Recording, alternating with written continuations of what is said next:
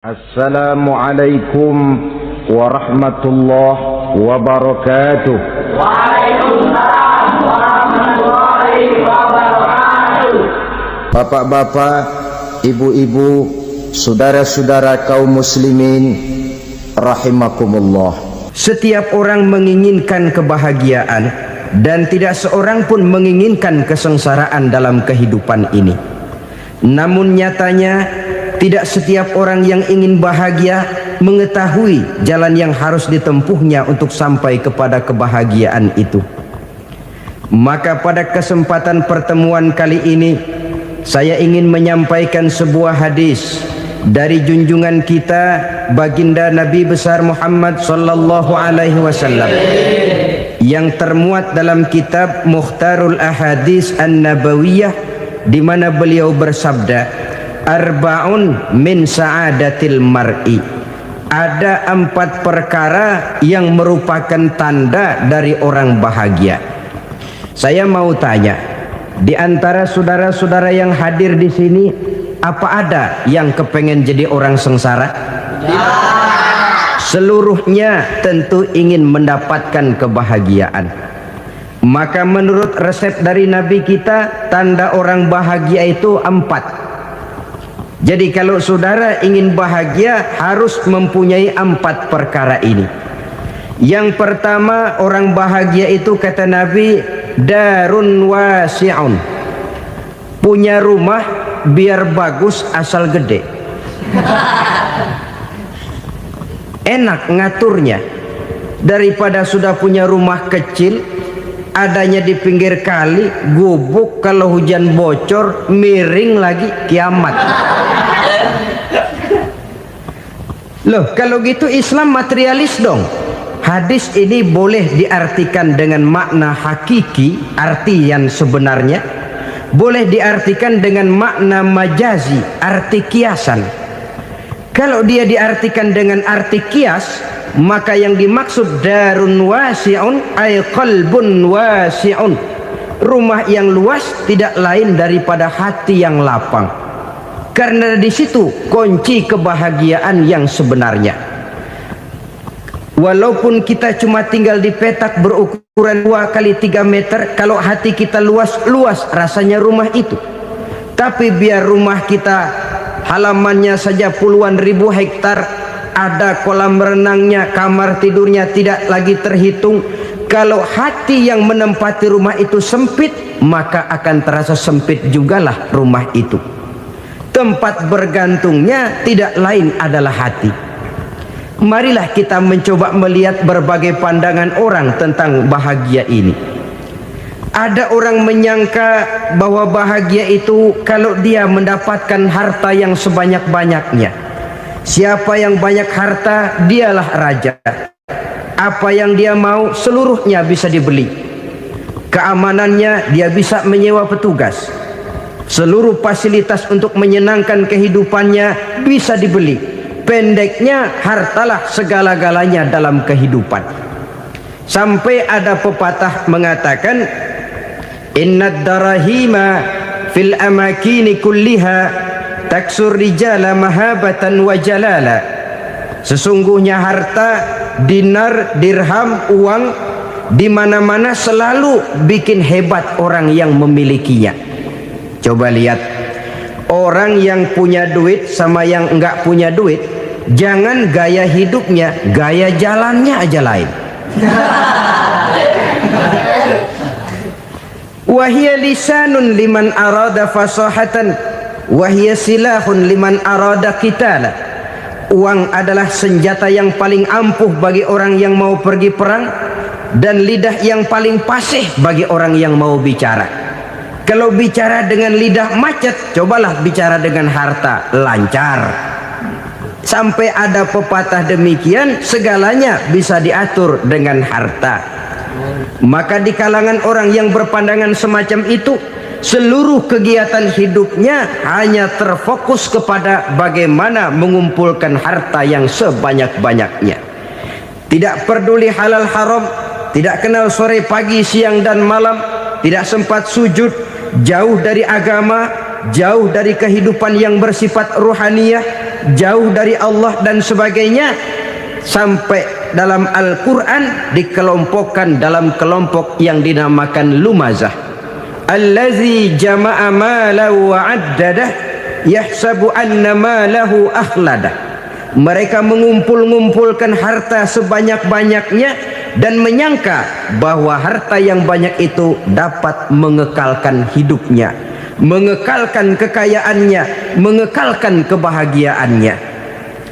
Saudara hadirin yang berbahagia, kalau pandangan hidup ini benar, artinya kalau harta memang merupakan satu-satunya hal yang dapat membuat orang bahagia, tentu di rumah mewah tidak akan pernah ada tangis derita. Tentu di satu tempat di mana fasilitas hidup serba menunjang tidak ada yang namanya penderitaan. Tapi suka dan duka, sedih dan gembira, senyum dan tawa adalah milik setiap orang, baik dia punya harta maupun dia tidak punya harta. Nyatalah bahwa harta semata-mata bukan merupakan jaminan bahwa orang akan bahagia. Walaupun tanpa harta orang sulit untuk bahagia. Saya mau cerita, ada orang super kaya, namanya Aristotle Onesius, raja tanker Yunani. Dia punya kapal tanker saja konon sampai 11 banyaknya. Punya perusahaan penerbangan yang disebut Olympic Airlines, punya hotel di berbagai kota besar di dunia ini, sejak dari New York, London, Paris, Rome dan sebagainya.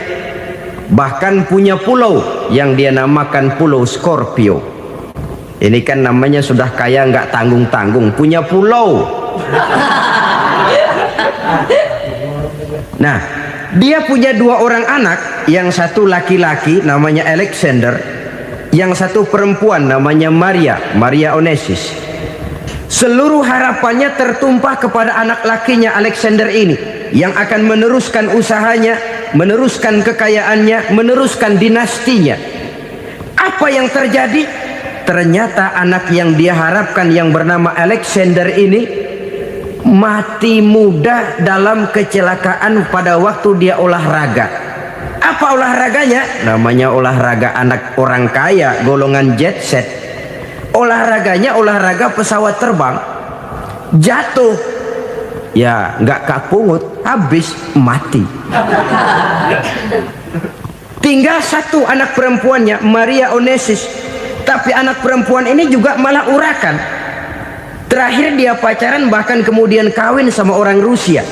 Rupanya Aristotle Onesius ini broken. Kekayaannya yang berlimpah ruah, perusahaannya yang begitu banyak, siapa yang akan meneruskan? Siapa yang akan menggantikan?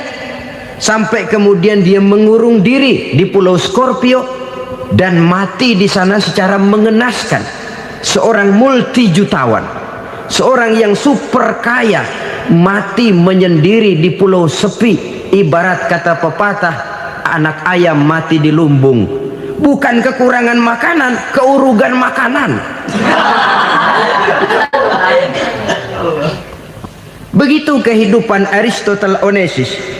Dan banyak orang-orang yang sudah demikian kaya sampai dibingungkan oleh kekayaannya sendiri.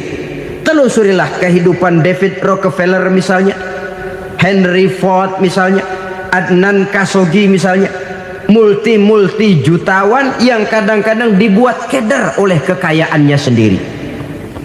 Pantas ketika Imam Ali ditawarkan orang, ya Ali, kalau kepadamu disuruh pilih ilmu atau harta, kau pilih mana? Ya jelas pilih ilmu dong. Kenapa? Pertama, ilmu kalau kita berikan kepada orang lain tambah. Tapi harta kalau kita berikan kepada orang lain kurang.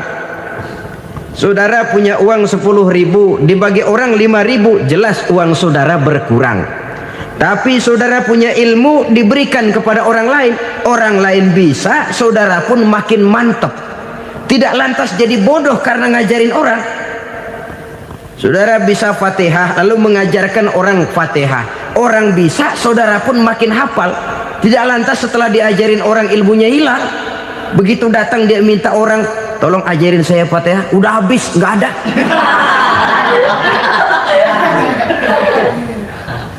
Yang kedua kata Imam Ali, ilmu menjaga kita.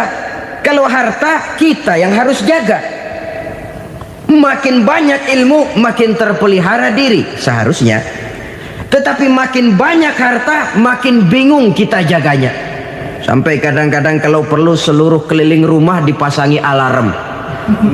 Belum cukup disewakan anjing besar-besar, pasang di depan pintu, awas anjing galak. Masih belum cukup juga, cari centeng tukang-tukang kepruk jaga rumah. Masih terasa belum aman, padahal rumahnya dikelilingi tembok besar. Di balik tembok ada pintu-pintunya tebal. Di balik pintu itu terbuka masuk kamar, kamar pun ada pintunya, pintunya pun kuat.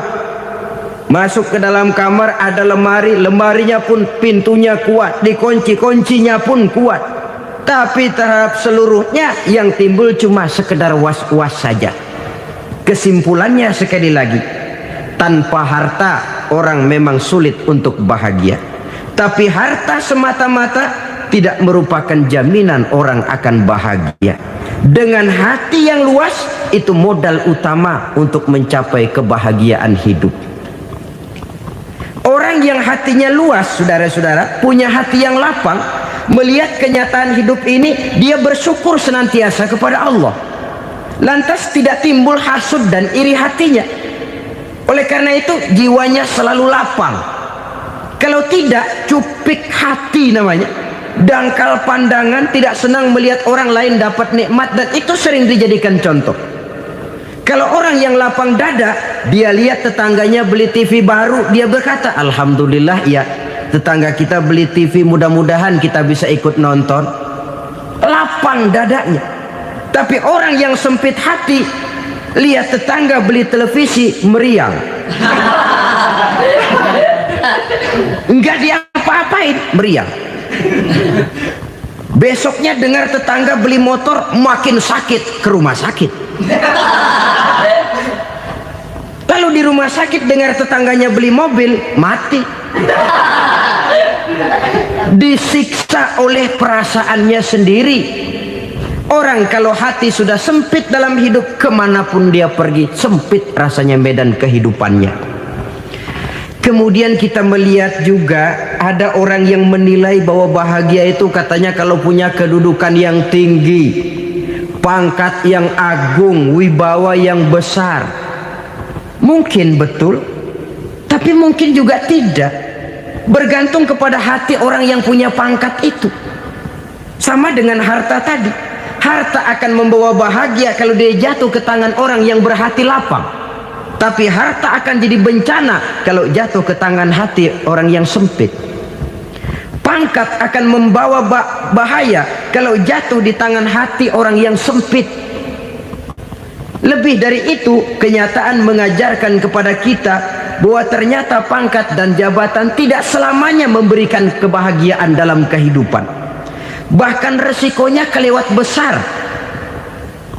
Beberapa bukti kita bisa ambil dari para pemimpin dunia yang menjadi korban lantaran pangkat dan jabatan yang disandangnya. Saudara ingat Presiden Abraham Lincoln dan John Kennedy dari Amerika? Dibunuh orang. Park Chung-hee dari Korea Selatan, Ziaur Rahman dari Bangladesh, Anwar Sadat dari Mesir, terakhir Indira Gandhi dari India, menjadi korban dari pangkat dan jabatan yang disandangnya dari orang-orang yang tidak senang dia memegang jabatan itu. Dia akan mudah mengundang bencana. Sehingga pantas kalau seorang presiden terkemuka Amerika, Harry Truman namanya, dia mengatakan jabatan presiden itu, kata dia, seperti orang nunggang macan, naik macan. Harus kita taiki, kalau enggak dia bakal nerekam kita, ngeri katanya. Adapun orang yang hatinya lapang, kalau dia menerima pangkat dan jabatan, dianggapnya itu satu kesempatan untuk berbuat baik. Tapi orang yang berhati sempit, menerima pangkat dan jabatan, bukan kadang-kadang menerima, malah berusaha setengah mati mencapai dengan segala cara. Kalau perlu jilat atas, jilat atas. Jadi golongan sumuhun dawuh. Jadi kelompok kulon nuwun, yes sir, yang kerjanya cuma oke bos. Kalau perlu jilat atas, jilat atas. Kalau perlu injak yang bawah, injak yang bawah. Perlu sikut kiri kanan, sikut kiri kanan. Yang penting pangkat dapat, jabatan dapat. Orang yang semacam ini, kalau sudah mempunyai pangkat dan jabatan, biasanya dia tidak menganggap itu sebagai amanah, tidak menganggap sebagai kesempatan berbuat baik, tapi malah kesempatan untuk memperturutkan hawa nafsunya yang dilatar belakangi oleh kesempitan hatinya tadi. Apalagi kalau orang memperoleh pangkat karena banyak mengeluarkan uang, seakan-akan pangkat dan jabatan itu sekarang macam proyek pakai tender. Siapa yang berani bayar segini naik, nggak berani minggir. Padahal logikanya, kalau orang mencapai satu jabatan karena banyak mengeluarkan uang, hampir bisa dipastikan bahwa setelah jabatan itu dia pegang, langkah pertama yang akan dilakukannya ialah berusaha bagaimana uang yang dia keluarkan supaya kembali. Ya paling kurang pulang modal dulu dong. Soal mikirin rakyat soal nanti, tapi ini modal harus pulang. Itu celakanya kalau orang memperoleh pangkat dan jabatan cuma karena banyak mengeluarkan uang. Jarang orang yang mempunyai keyakinan dan pandangan bahwa pangkat dan jabatan merupakan amanah. Jadi sekali lagi, pangkat dan jabatan mungkin saja membawa kebahagiaan kalau jatuh ke tangan orang yang berhati lapang. Tapi bisa jadi bencana kalau dia jatuh ke tangan orang yang mempunyai hati yang sempit. Dan lagi-lagi stresnya hati yang lapang. Lalu sebagian orang, saudara, ada yang berpandangan katanya bahagia itu kalau jadi orang terkenal, mempunyai popularitas, menjadi idola di kalangan remaja, di kalangan orang tua, di segala lapisan masyarakat. Padahal makin populer orang makin terikat dia. Ya kalau macam kita ini kan nggak punya nama, nggak populer, tengah malam buta mau nongkrong di warung Tegal aman. Tapi pangkat, jabatan, kedudukan, popularitas menyebabkan kita diikat dengan berbagai macam peraturan. Cuma mandi sama ke WC saja yang nggak dikawal.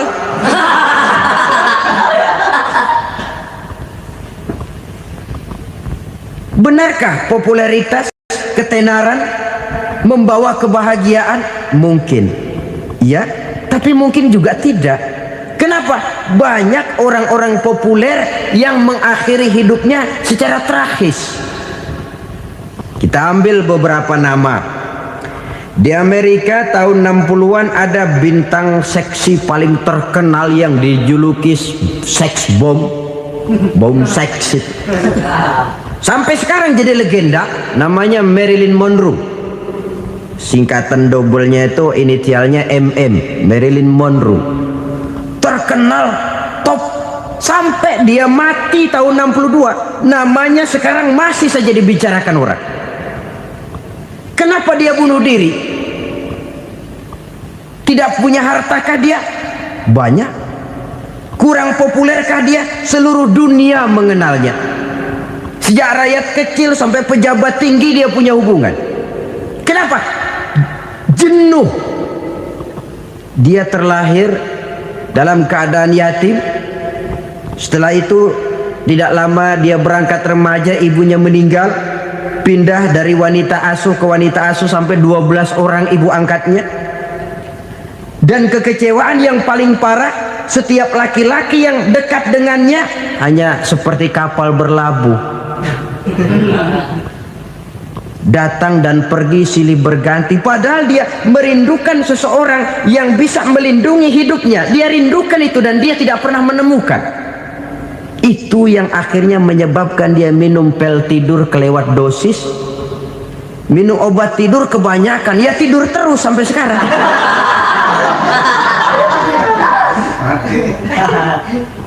Dia mengakui, saya telah memiliki ketenaran, tapi saya tidak pernah hidup dalam ketenaran itu. Saya pandai main sandiwara, tapi saya ingin hidup dalam alam yang real sebagaimana umumnya orang. Itu yang dia rindukan. Menyusul jejak yang namanya Marilyn Monroe ini, Billie Holiday, saudara kenal tentu, di rumah sakit dirawat. Dia juga minum obat overdosis, mati lagi. Jimi Hendrix minum obat tidur overdosis kelewat batas, mati lagi. Lalu yang menghanyutkan diri di danau, Janis Joplin dan Brian Jones. Ini orang-orang populer, orang-orang terkemuka yang mengakhiri hidup secara tragis, bukan karena tidak terkenal, mungkin karena sudah saking terkenalnya. Contoh paling belakangan, Bruce Lee. Wah, ini tukang-tukang kepruk tentu kenal siapa dia. Sampai sekarang pun tabir kematiannya masih merupakan misteri. Dan yang masih hidup juga menunjukkan gejala yang aneh. Michael Jackson, rumahnya di Beverly Hills itu dijaga sedemikian rupa, dan dia selalu curiga kepada setiap makanan harus steril, bersih dari segala macam kimia. Kemana dia pergi, itu tukang-tukang kepruk sudah selalu menjaga dan mengawal, dan dia seakan takut menunjukkan mukanya yang asli. Hingga kalau tampil ke tengah di luar show, dia kadang memakai pakaian yang tidak menunjukkan dia yang sebenarnya, takut dikenali orang. Ternyata popularitas sering jadi momok yang meracuni kehidupan manusia. Oleh karena itu, benarlah junjungan kita pada saat beliau mengajarkan orang akan bahagia kalau dia mempunyai hati yang lapang. Nah, sekarang masalahnya untuk mendapatkan hati yang lapang, caranya bagaimana? Kita kembali kepada konsep Quran. Allah mengajarkan, ala inna bi dzikrillahi tatmainnul qulub. Ketahuilah bahwa dengan banyak mengingat Allah, hati akan tenang, jiwa akan lapang. Dengan kata lain, dekat dengan agama, merasakan kehadiran Allah dekat dalam hidup. Itu muara pertama untuk mencapai hati yang lapang. Ala inna bi dzikrillahi tatmainnul qulub. Jangan macam orang sekarang ingin mendapatkan ketenangan lalu tapak di puncak gunung, di gua-gua, di tempat sepi. Iyalah kalau nggak ada ular. Kalau tergigit ular berbisa, ketenangan belum, mati jelas itu. Islam positif untuk mendapatkan ketenangan. Ala inna bi dzikrillahi tatmainnul qulubi. Bahwa ketahuilah bahwa dengan banyak mengingat Allah, hati akan tenang, jiwa akan lapang, nuansa pikiran akan luas. Karena yang namanya bahagia ada dimanapun manusia berada. Di kampung ada bahagia, di kota ada bahagia, di ngarai, di lembah, di gunung, di hutan, di lautan, di angkasa luar, dimanapun bahagia itu ada kalau kita bermodalkan hati yang lapang ini. Dan hati akan lapang kalau kita dekat dengan agama. Dekat dengan harta buat sementara hati mungkin tenang, tapi ketenangan yang relatif dan temporer. Apalagi orang tiap kali tambah harta, tiap kali tambah rencana. Itu wajar. Mungkin sebelumnya saudara berpikir, kalau punya duit 5.000 enak nih. Begitu punya duit 5.000, aduh sayang kalau 10.000 aja. Tiap kali tambah harta, tiap kali lain rencana. Makin banyak rencana, makin menjauhkan kita dari yang namanya ketenangan. Padahal ketenangan merupakan unsur utama untuk mencapai bahagia. Dan ketenangan itu bermuara dalam hati manusia. Tengoklah kehidupan ini. Orang yang banyak harta dengan orang miskin, Berbedakah rasa sakit yang mereka tanggungkan? Rasanya tidak. Walaupun si kaya tidur di kasur empuk berselimutkan sutra mahal, sementara si miskin meringkuk di balai bambu yang keras dan kasar. Apabila maut datang, dia juga tidak pernah pilih bulu. Maut datang menjemput si kaya di singgasana keemasannya, dikelilingi oleh para pengasuh, dayang dan idang serta para pengawal. Dan maut pun datang menjemput si miskin papa sehingga ia tergelepar di tepian jalan. Kedua-duanya bernama mati. Kalau nyata bahwa sakit yang ditanggung si kaya tidak beda dengan sakit yang ditanggung si miskin, bukan harta semata yang membuat orang bahagia. Hati yang tenang, jiwa yang lapang penuh kedamaian karena banyak berzikir dan mengingat Allah, itu merupakan modal utama untuk mencapai sesuatu yang bernama bahagia.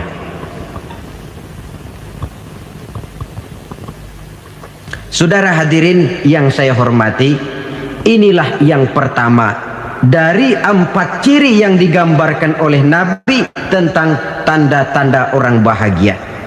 Dan harus berangkat dari yang pertama ini, hati yang lapang. Ini yang harus kita miliki lebih dahulu. Baru nanti akan menyusul kepada poin yang ketiga, kedua, dan selanjutnya. Sebab kalau hati sudah terisi dengan jiwa yang lapang, seluruh persoalan insya Allah akan bisa kita atasi dengan sebagaimana mestinya.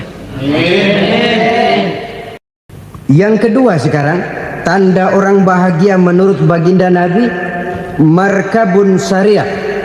Orang bahagia itu, kata beliau, punya kendaraan biar cepat asal lancar. Artinya kemana dia mau pergi mudah.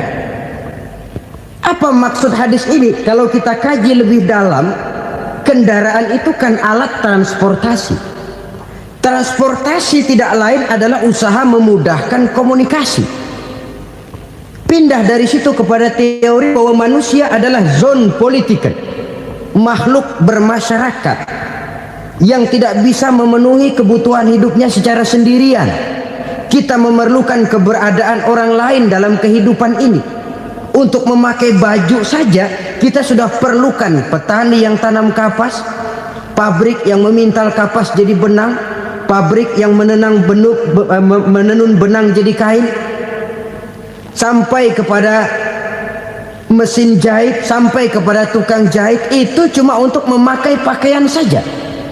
Tidak seorang pun di antara kita yang sanggup memenuhi kebutuhan hidupnya secara sendiri.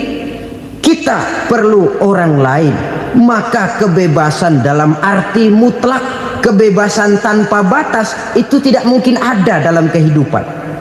Karena kita mengadakan yang disebut interaksi sosial. Setiap kegiatan kita tentu melibatkan orang lain. Menurut kita barangkali kita bebas jalan di jalan raya semaunya, tapi orang lain berkendaraan pun merasa bahwa ini ada juga jalan haknya, dan begitu selanjutnya.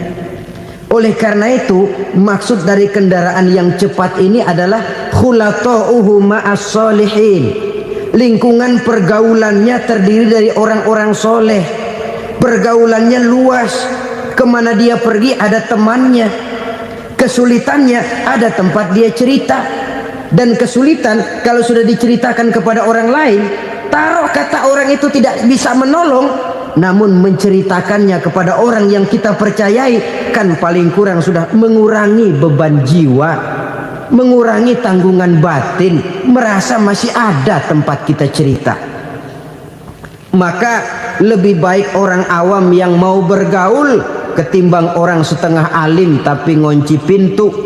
Sebab nantinya akan timbul sikap picik, cupik pandangan, dan tidak luas menghadapi kenyataan dalam kehidupan ini. Namun yang harus kita garis bawahi, pergaulan memang mesti luas.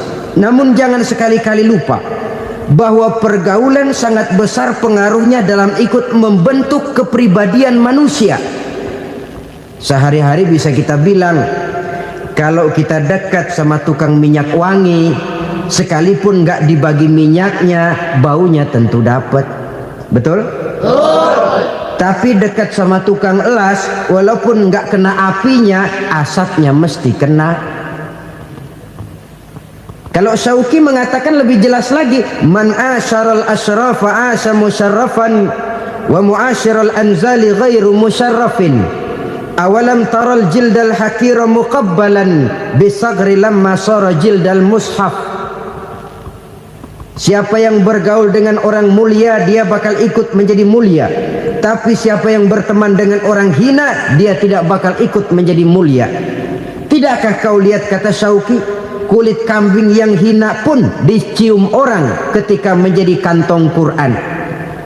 Kulit kambing hina, kalau dia sendirian gak ada yang mau cium. Tapi begitu dia bergaul dengan Quran, menjadi kantong Quran, dipakein minyak wangi, ditaruh di tempat yang tinggi, mau diambil dicium dulu, dibawa dengan penuh hormat dan hati-hati. Kulit kambing yang hina lantaran berteman dengan Quran, numpang mujur. Tapi coba lihat kalau kulit kambing berteman dengan kayu, jadi beduk, habis. Zohor dikemplang, asar dipukul. Itu pun sedikit saja, cuma salah milih teman. Yang temennya Quran dihormati orang, yang temennya kayu lantaran jadi beduk, gelap-gelap subuh orang udah kemplangi.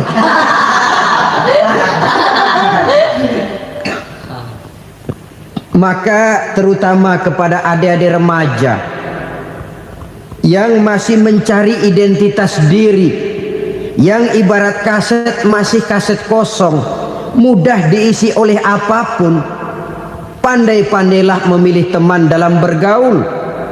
Karena banyak orang yang tadinya baik-baik, ketika terseret dalam pergaulan dengan orang yang tidak baik, kebaikannya menjadi lentur dan luntur. Tapi berapa banyak bajingan-bajingan tengik, orang-orang yang berlumur noda dan dosa, tiap hari melakukan maksiat, namun bergaul dengan orang yang baik-baik, pada akhirnya sedikit demi sedikit beringsut dan berangsur dia terbiasa mengikuti kebaikan-kebaikan. Saya tekankan ini kepada remaja karena mereka masih mencari identitas diri. Apa yang mereka lihat mereka mau, apa yang mereka dengar mereka ingin tahu. Coba lihat kehidupan remaja. Pulang nonton film Rambo, pengen jadi Rambo, gagah, maunya belekai melulu. Pulang nonton film Superman, pengen bisa terbang. Pulang nonton India, nyanyi melulu. Wajar, mereka masih mencari identitas diri. Saya ini sebenarnya siapa? Lingkungan, pergaulan akan membentuk itu. Karena itu pandai-pandailah bergaul, karena ia sangat besar pengaruhnya dalam ikut membentuk kepribadian manusia. Apalagi sifat yang jelek lebih cepat menularnya ketimbang sifat yang baik. Sifat yang baik, watak yang soleh itu lambat sekali untuk menular. Tapi yang tidak baik, kan prosesnya mah kalau remaja biasanya mula-mula dengar. Karena dengar lalu pengen tahu. Karena pengen tahu lalu ngeliatin. Begitu ngeliatin kan pengen nyobain. Setelah nyobain ketagihan. Nah, ini prosesnya.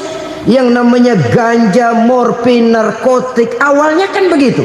Mula-mula denger, katanya kalau sudah fly to the sky, sudah melayang ke langit, katanya disitulah puncak kebahagiaan. Mulanya cuma denger. Karena denger pengen tahu. Karena pengen tahu lalu ngeliat, kumpul sama orang yang suka ngeganja. Setelah ngeliat, nah pengen ngerasain. Begitu ngerasain enak juga, ketagihan. Kalau sudah ketagihan jadi penyakit kronis, bisa merembet kepada yang lain.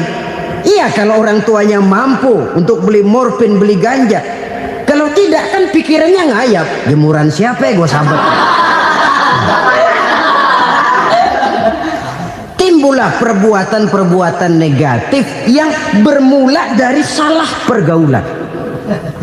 Apalagi buat adik-adik remaja yang tinggal di kota-kota besar, yang pengaruh budaya, pengaruh kesenian, pengaruh struktur kehidupan yang nampak makin individualistis, di mana persaingan tajam, tensi ekonomi tinggi, orang mudah mengalami stres.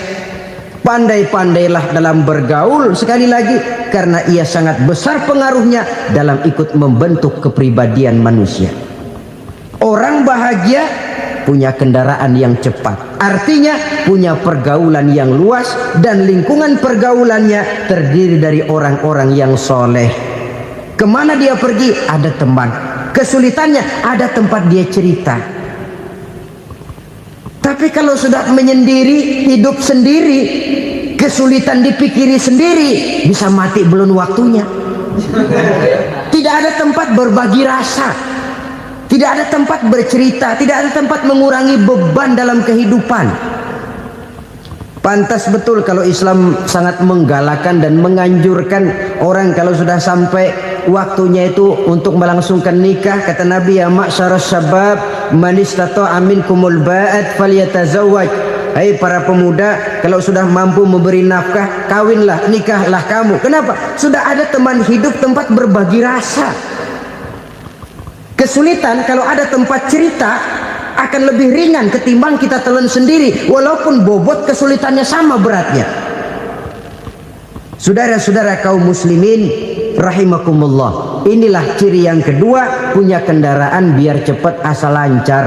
Kemana kita mau pergi gampang. Dengan kata lain, setelah hati yang luas, pergaulan yang luas. Dua. Yang ketiga sekarang, tanda orang bahagia itu menurut Nabi, misbahun mudhi'un, punya lampu yang terang. Oh, itu enggak problem. Sekarang sudah zamannya listrik masuk desa, Pak. Lampu sudah terang semua. Betul, kalau itu yang dimaksud. Tapi tidak cuma itu. Karena lampu yang dimaksud di sini, lampu yang akan menerangi seluruh perjalanan hidup. Dan perjalanan hidup itu sudah dimulai sejak kita terlahir ke alam ini sampai masuk ke alam barzah, kumpul di padang mahsyar sampai ke akhirat. Lampu yang menerangi itu yang diperlukan. Kalau lampu, katakanlah yang paling top sekarang kan lampu jenis Mercury. Taruhlah itu di rumah kita, dia cuma menerangi rumah kita, menerangi hati pun tidak sanggup. Bila kita masuk ke alam barzah, alam kubur, sanggupkah si Mercury yang begitu terang menerangi alam barzah kita? Tidak sanggup lagi. Sanggupkah lampu yang ratusan watt, bahkan puluhan ribu watt menerangi kehidupan di padang mahsyar? Tidak akan sanggup lagi. Kalau demikian, yang dimaksud lampu yang terang di sini apa? Tidak lain amal soleh, kebajikan yang kita lakukan dalam hidup. Itu yang akan jadi lampu penerang. Di dunia nama kita akan terang, jasad kita boleh hancur terkubur tanah, tapi nama kita akan dikenang orang. Begitulah kalau orang meninggalkan kebajikan dalam hidup seperti sekarang. Ribuan orang tiap saat berziarah ke kubur Imam Syafi'i, ke kubur Imam Malik, ke kubur Imam Ghazali, ke kubur orang yang baik-baik, orang yang soleh-soleh. Kebajikannya yang ditinggalkan, yang mengukir namanya dengan tinta emas, sehingga saudara sudah terbaring di alam kubur. Orang lewat, Allah, ini kuburannya Fulan bin Fulan, dulu ini kebaikannya Masya Allah, saya ikut merasakan. Mari kita mampir sebentar, kita Fatihah, mohon disampaikan Allah pahalanya kepada almarhum. Al-Fatihah. Itu kalau orang baik-baik. Lalu saudara tanya, Pak, orang mati dikirimin Fatihah apa nyampe pahalanya? Saya jawab, kalau saudara nggak percaya, mati dulu dah. Nanti saya Fatihain, tungguin di sana. Umpama nggak sampai, balik lagi kemari. Sekarang ini kan maunya otak-otakan saja. Kalau nggak masuk otak, nggak percaya. Padahal alam gaib itu nggak bisa diotak-otakin. Sama saja dengan saudara pernah dengar cerita kapal Tampo Mas tenggelam kan? Pernah nggak? Di mana? Di laut Masalembo. Begitu ke Tampo Mas tenggelam, ratusan penumpang itu terjun ke laut, dipermainkan gelombang, berjuang menghadapi maut itu. Orang lagi timbul tenggelam di lautan, dihantam ombak, kita tengokin pakai helikopter. Pak, lagi timbul tenggelam ya? Iya, tolongin. Jangan khawatir Pak, nih saya kirim intan Pak, harganya 10 juta. Kira-kira orang yang timbul tenggelam di laut seneng nggak? Tidak. Kan mahal toh intan 10 juta. Kenapa dia nggak senang? Karena intan 10 juta dalam kondisi seperti itu tidak sanggup menyelamatkan dia.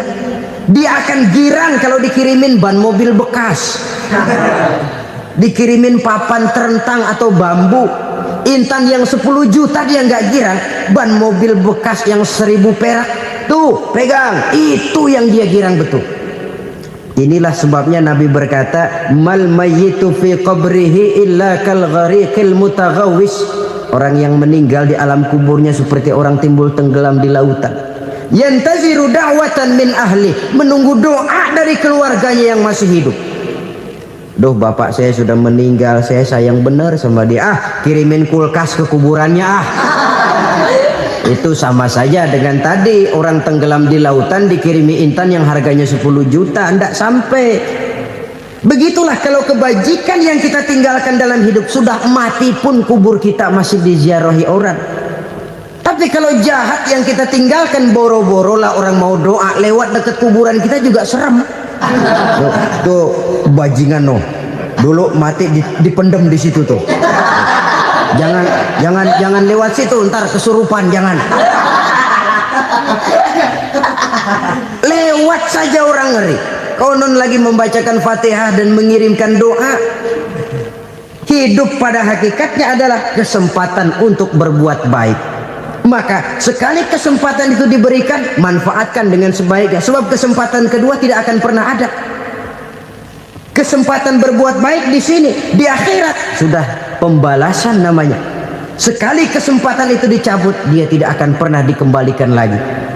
Kata Iqbal, hidup tidak mundur ke belakang, Bung. Berhenti diinjak orang, mundur hancur. Tidak ada kata mundur dalam hidup ini. Berhenti diinjak orang, mundur kecebur. Tidak ada kata lain, harus maju dalam kehidupan dalam artian yang positif. Hidup adalah kesempatan untuk mengumpulkan kebajikan yang sebanyak-banyaknya. Di situ nilai daripada manusia. Sekarang ini memang nggak kelihatan kok, orang yang banyak pahala sama yang banyak dosa nggak kelihatan kok. Barangkali kalau habis bikin dosa palanya pada benjol, mungkin orang takut sama dosa. Tapi sekarang sama saja, orang yang banyak dosa dengan yang nggak banyak dosa jalan bareng dari belakang, sama, nggak kelihatan beda. Tapi ada waktunya di mana pahala memegang peranan, di mana dosa diperlihatkan. Sama saja kalau kita bawa mobil siang, lampu kan nggak begitu berfungsi. Apa lalu bilang, alah ini lampu berat-beratin, copot-copotin aja dah. Tidak perlu begitu. Kenapa? Pada satu saat malam senja akan datang. Bila matahari terbenam, senja pun datang, gelap mulai merayap, disitulah baru terasa perlunya lampu. Pahala begitu. Sekarang orang yang nggak ada pahalanya nggak kelihatan dalam kehidupan. Tapi pada satu saat senja kehidupan akan datang. Ajal merenggut nyawa, malam merayap, dan hidup mulai diliputi kegelapan di alam barzah. Dikala itu kalau nggak punya lampu, alangkah malangnya kita. Sebab amal yang baik, kata Nabi, di alam barzah itu akan diciptakan menjadi perempuan yang cantik menemani kita. Amal yang jahat akan menjadi orang yang paling jelek nemenin kita. Sudah di tempat gelap yang nemenin jelek.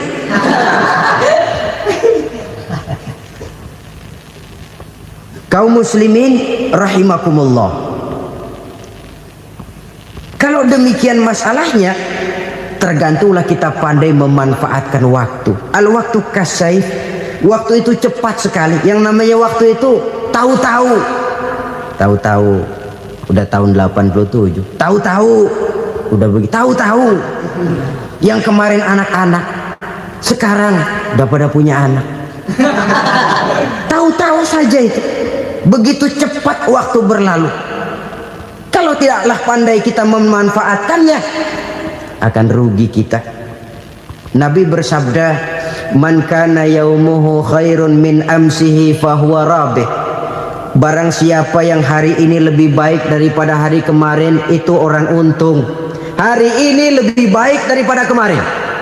Bulan ini lebih baik dari bulan kemarin. Tahun ini lebih baik dari tahun kemarin. Itu orang yang beruntung. Tahun kemarin sembayangnya maghrib doang, sekarang udah tambah isya. Tahun kemarin cuman Idul Fitri aja ngancem bener, sekarang udah tambah Jumat, lalu tambah lagi maghrib, tambah lagi isya, dan selanjutnya. Hari ini lebih baik daripada kemarin, itu orang yang beruntung. Wa man kana yaumuhu mislu amsihi fahuwa khasir. Lalu barang siapa yang hari ini sama saja dengan hari kemarin, itu orang rugi. Hari ini sama dengan kemarin, rugi itu. Bulan ini begitu, bulan kemarin begitu, tahun ini begitu, tahun lalu juga begitu. Rugi itu orang. Rugi apa? Rugi umur. Umur tambah, amalan gak pernah tambah. Dan saya pikir lebih merupakan azab ketimbang nikmat kalau orang dikasih panjang umur cuma untuk numpuk dosa. Mending mana? Panjang umur banyak dosa sama pendek umur dikit dosa? Mending mana? Mending mana? Ya, paling mending tentu panjang umur banyak pahala. Tapi kalau tidak, sekali lagi, lebih merupakan azab ketimbang nikmat kalau orang diberikan panjang umur tapi cuma untuk sekedar menumpuk dosa. Kehilangan kesadaran bahwa dunia bukan terminal akhir dari satu perjalanan. Dia cuma halte di mana kita berhenti sebentar untuk menuju kepada terminal yang hakiki. Saudara-saudara kaum muslimin rahimakumullah, inilah lampu yang akan menerangi kehidupan. Amal yang kita lakukan di dalam kehidupan. Jadi yang dimaksud dengan lampu yang terang, kebajikan yang kita kerjakan dalam hidup. Nah, setiap orang di awal tadi saya bilang ingin bahagia.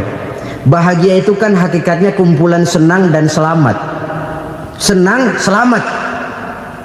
Apa bedanya? Senang tapi tidak selamat, nggak bahagia.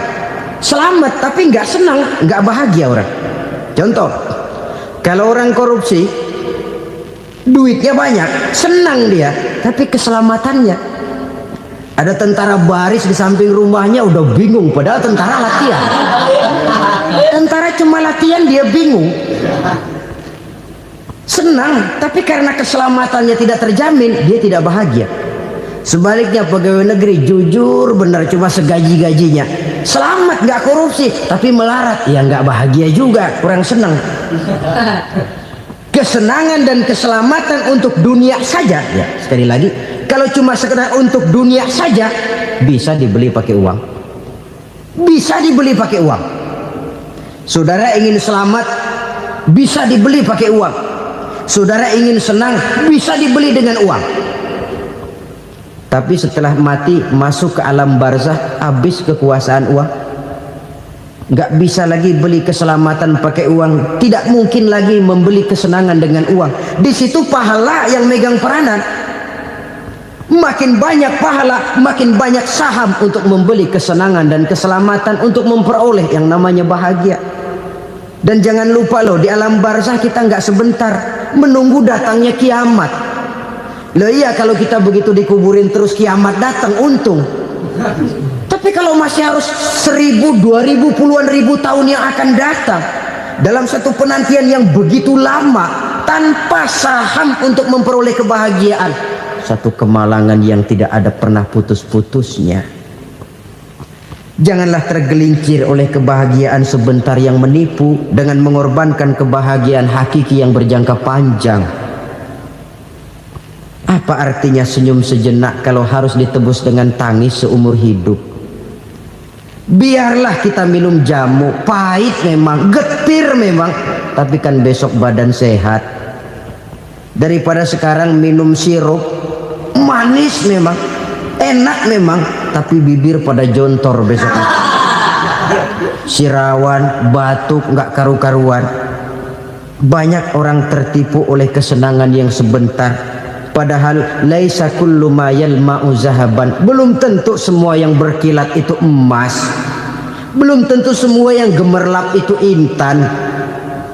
Karena itu marilah manfaatkan kesempatan yang diberikan Allah ini untuk mengumpulkan kebajikan yang sebanyak-banyaknya. Yang terakhir sekarang, yang keempat, tanda orang bahagia kata Nabi. Zaujatun salihah.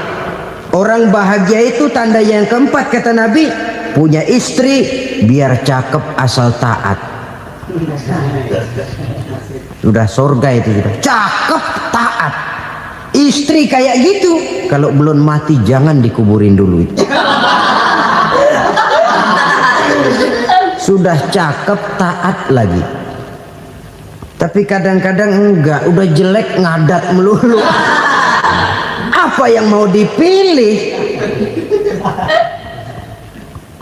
Sebab itu Quran mengatakan istri pakaian untuk suami, suami pakaian untuk istri. Kenapa suami istri diibaratkan pakaian? Alangkah tingginya gaya bahasa Quran ini. Suami istri teman hidup, hidup perjalanan panjang. Sejak kita dalam rahim sudah ada hidup kan di sini. Sampai ke alam dunia, masuk ke alam barzah, kumpul di padang mahsyar, sampai menuju akhirat, itu perjalanan hidup. Carilah istri atau suami teman hidup yang membawa manfaat tidak hanya kehidupan di dunia ini, sampai di alam barzah, sampai di padang mahsyar. Suaminya mungkin meninggal lebih dulu atau istrinya mungkin meninggal lebih dulu, tapi suami atau istri yang masih hidup berbuat kebajikan. Suami saya meninggal, ada hartanya, saya sedekahkan, niat pahala untuk almarhum suami saya. Ini teman hidup, tidak dibatasi dan tidak bisa dipisahkan oleh maut sekalipun. Zohirnya mungkin pisah, badannya mungkin pisah, tapi hatinya, jiwanya, kebersamaannya dalam menghadapi kehidupan. Karena itu saudara-saudara, bahasa Quran indah. Suami istri diibaratkan seperti pakaian. Apa fungsi pakaian? Pertama, pakaian jadi kebanggaan. Artinya suami harus menjadi kebanggaan istri, istri harus jadi kebanggaan suami. Yang kedua, pakaian itu kan fungsinya menutup aurat. Artinya sesama suami istri harus saling menjaga kekurangan masing-masing. Jangan malah sesama suami istri saling membongkar rahasia dan aibnya sendiri-sendiri. Istrinya diceritain jeleknya di mana-mana, atau suaminya dibongkar rahasianya di pasar umum. Itu sudah tidak lagi berfungsi sebagai pakaian. Kenapa semua ini diperlukan? Karena kita menyadari bangsa yang baik terdiri dari masyarakat yang baik. Masyarakat yang baik merupakan susunan dari warga yang baik.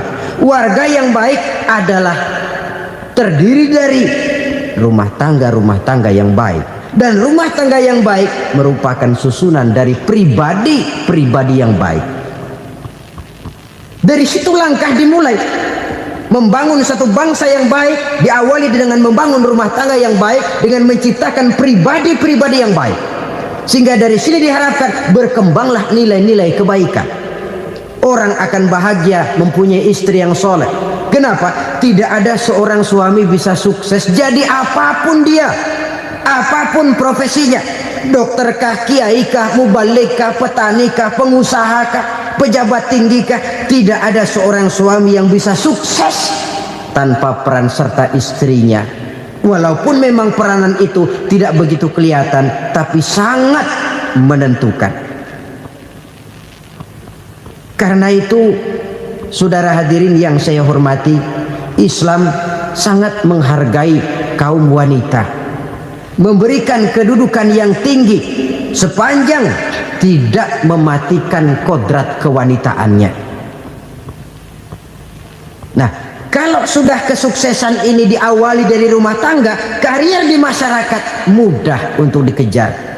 Tapi keberantakan di rumah tangga merupakan kegagalan pertama di tempat lain. Selalu berusaha menyimpan sesuatu yang bisa membawa manfaat, baik untuk dirinya, untuk anak cucunya, maupun untuk keluarganya, untuk masa kini dan masa depannya.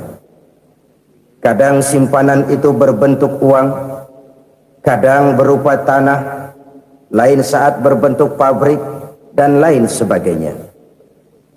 Sementara masa depan yang paling pasti adalah akhirat.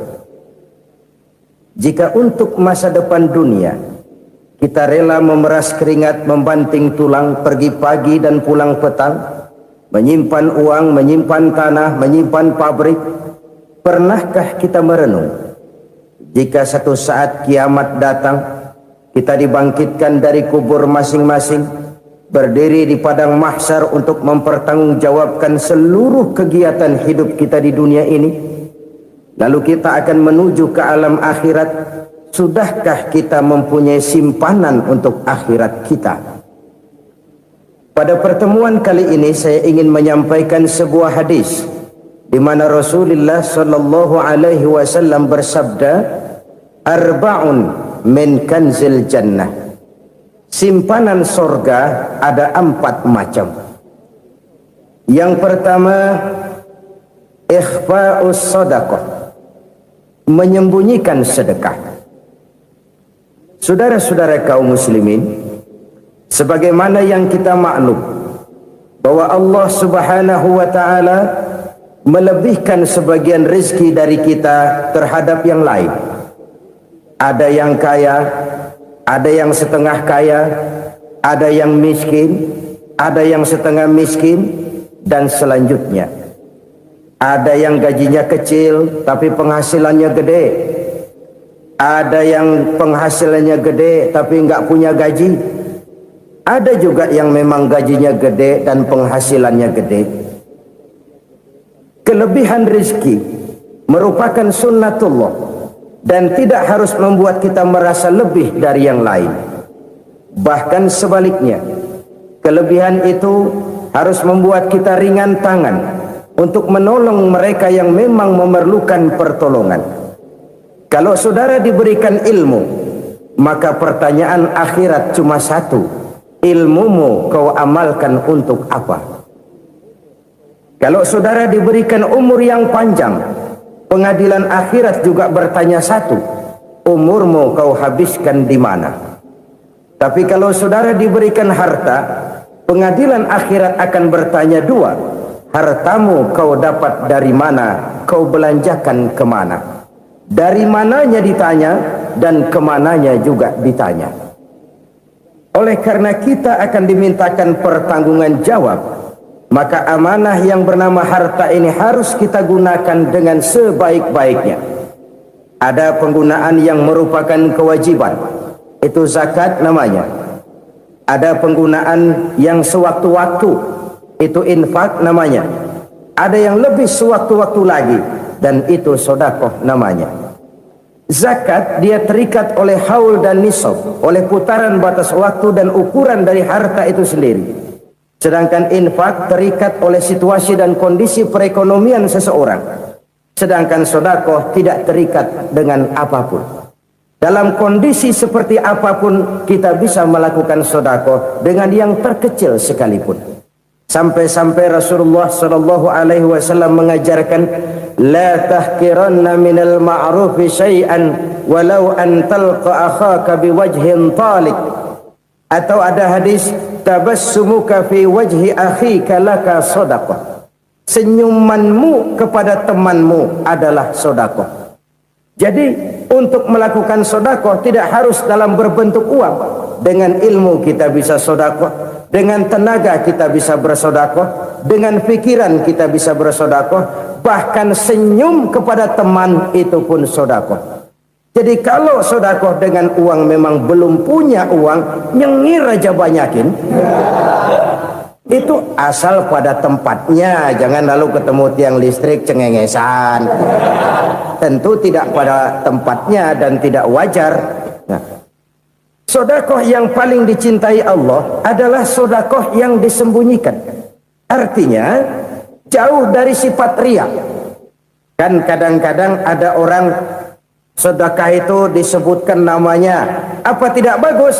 Kalau memang niatnya ikhlas, ya bagus-bagus saja. untuk memberikan sugesti kepada yang lain. Si Fulan bin Fulan nyumbang sekian, diumumkan. Boleh kalau niatnya untuk memberikan rangsangan kepada yang lain supaya dia menyumbang lebih besar dari orang tadi. Tapi kalau itu mendatangkan riya, maka sedekah yang paling dicintai Allah adalah sedekah yang disembunyikan. Tangan kiri saja tidak tahu apa yang diberikan oleh tangan kanan. Sedekah yang dilakukan dengan ikhlas akan merupakan perbendaharaan surga, tersembunyi dari pandangan orang lain, tidak seorang pun tahu. Karena memang sikap yang baik adalah melupakan kebaikan dan mengingat kesalahan. Itu salah satu ciri orang bahagia. Orang yang selalu mengingat kesalahannya dan berusaha melupakan segala kebaikannya. Kalau dia akan berada kebaikan, dia tidak bisa ikut, dia merasa rugi karena dia merasa belum pernah berbuat baik. Tapi kalau akan melakukan kesalahan baru, dia ingat kesalahan yang sudah-sudah, sehingga terhalang baginya untuk melakukan satu kesalahan baru.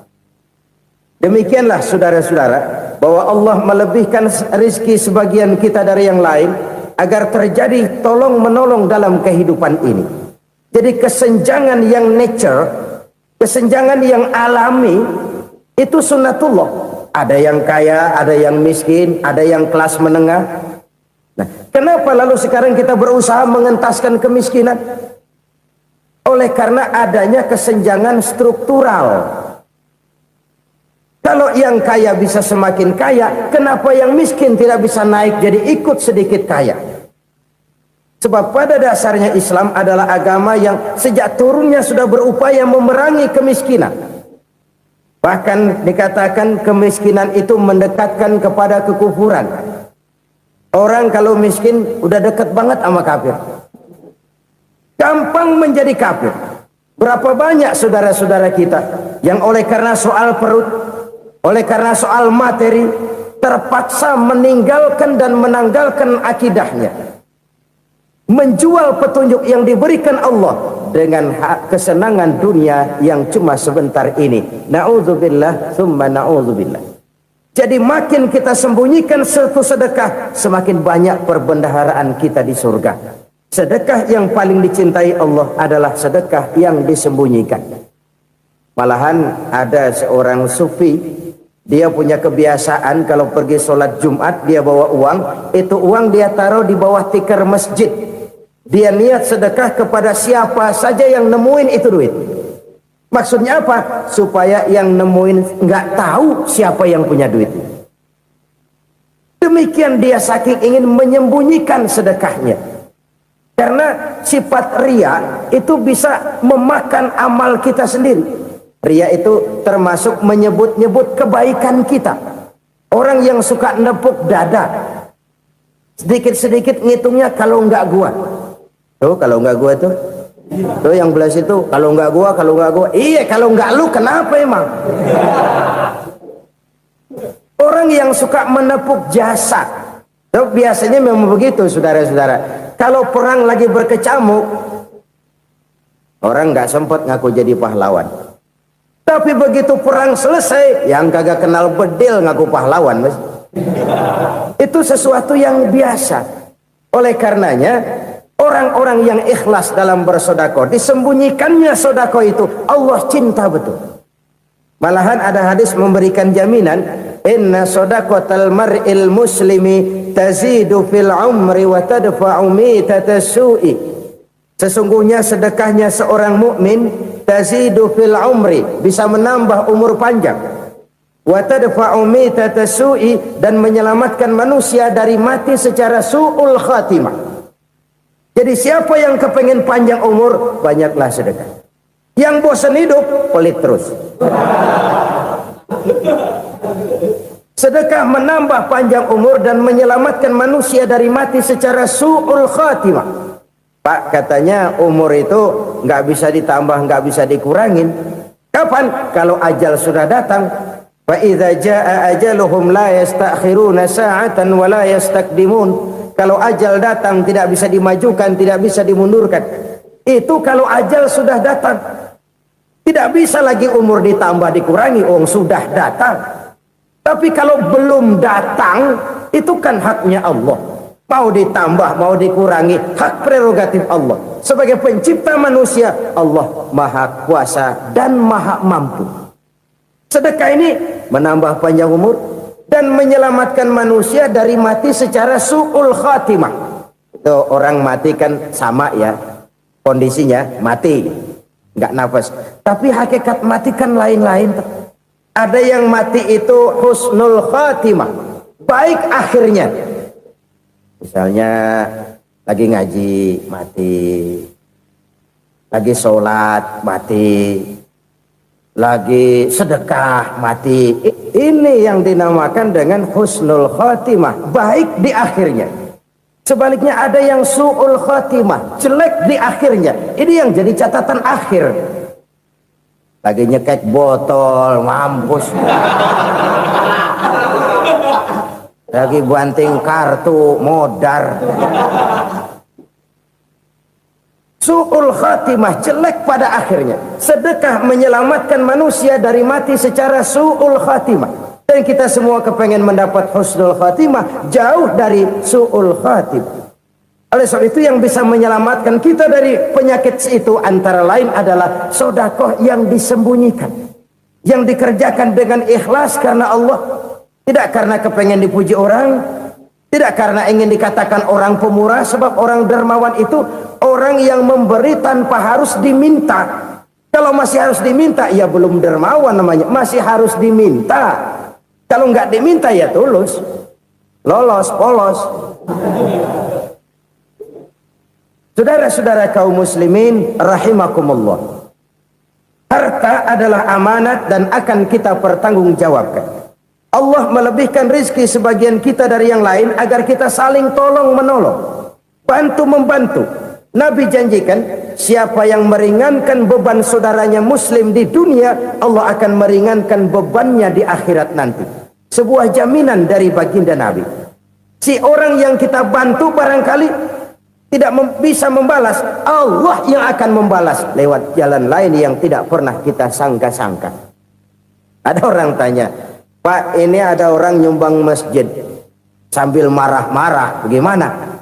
Saya bilang sumbangannya aja ambil, marahnya jangan.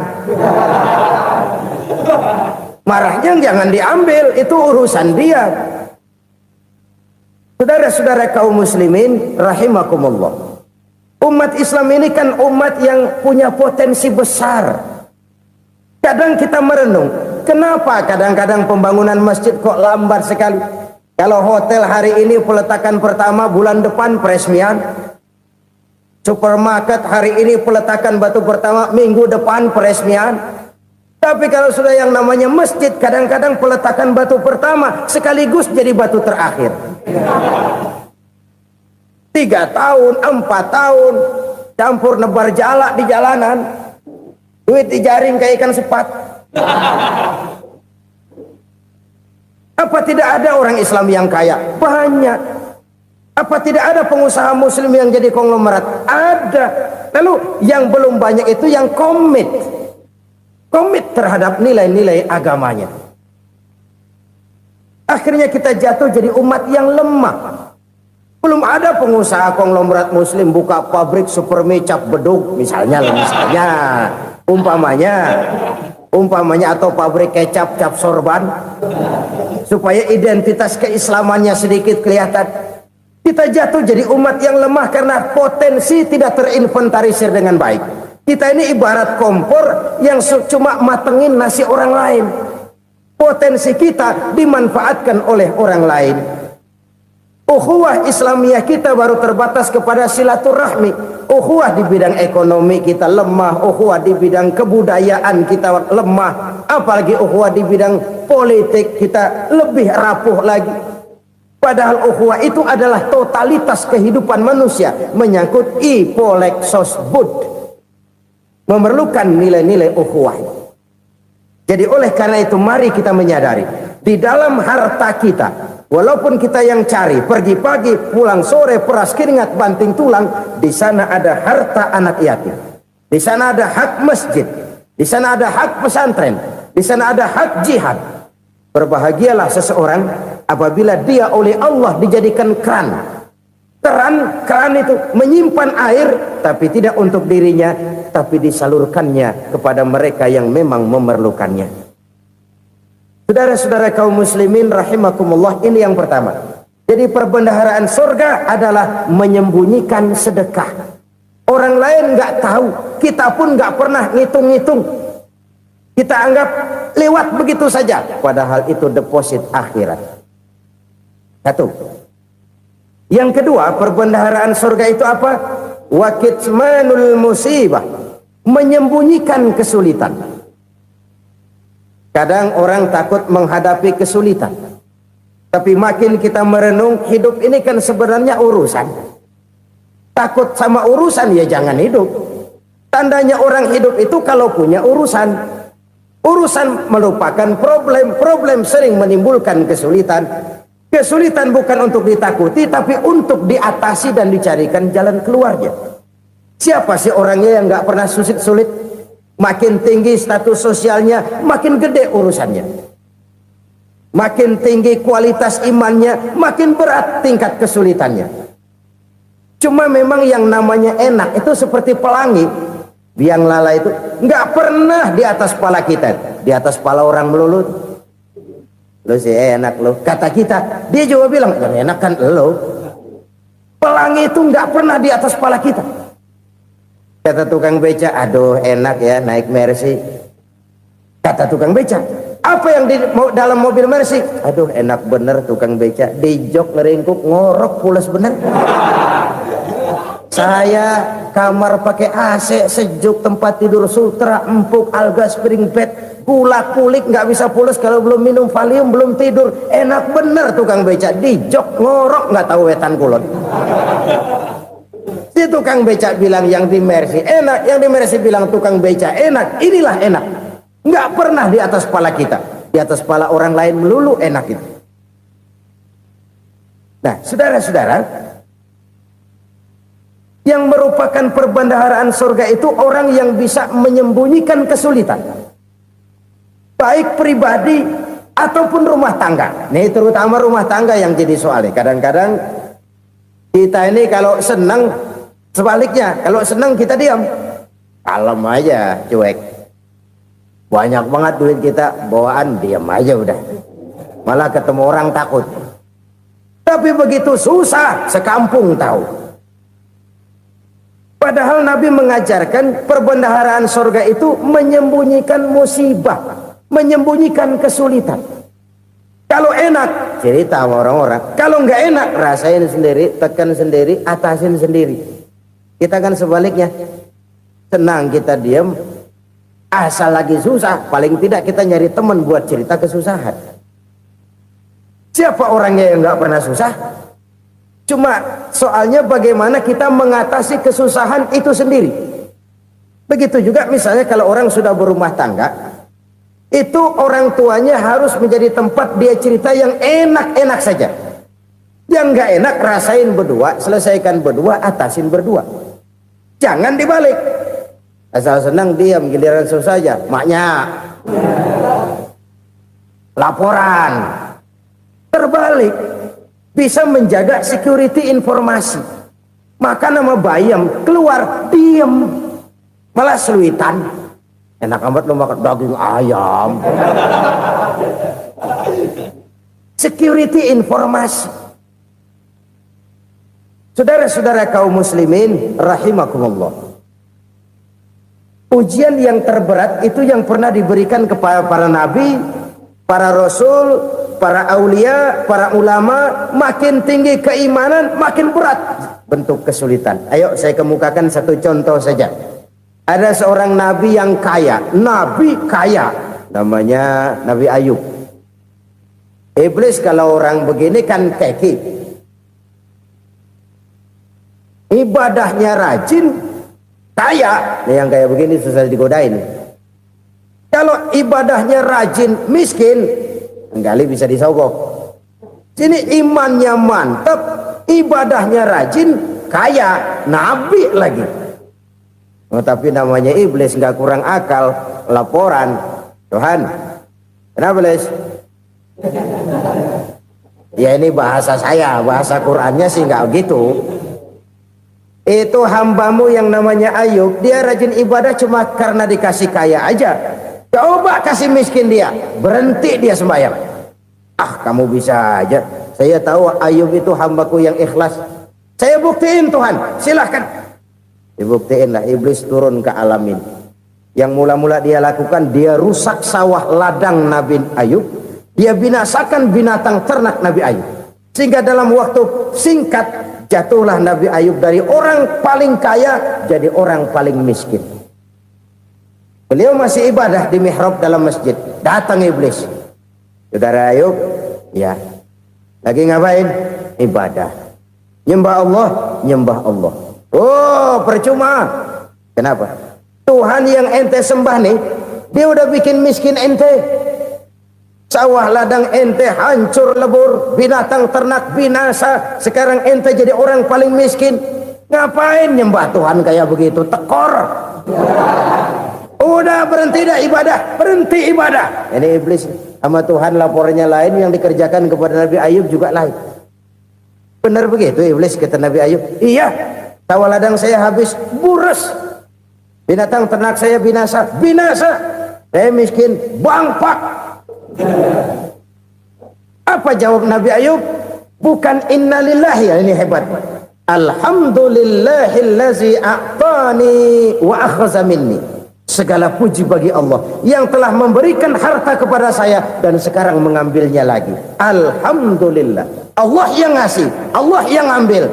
Itu mah urusan Allah. Iblis cuman ibadah jalan terus, sujud lagi Nabi Ayub. Iblis seleher gondok banget. Dasar Nabi nggak mempan dia apa-apain. Miskin malah alhamdulillah. Allah yang ngasih, Allah yang ngambil. Jadi kalau kita tidak komit, kita tidak terikat kepada kaya, miskin, senang, susah, apa yang bisa bikin kita susah? Jadikan kekayaan, kemiskinan, jadikan senang, susah sebagai anak buah yang bisa kita atur.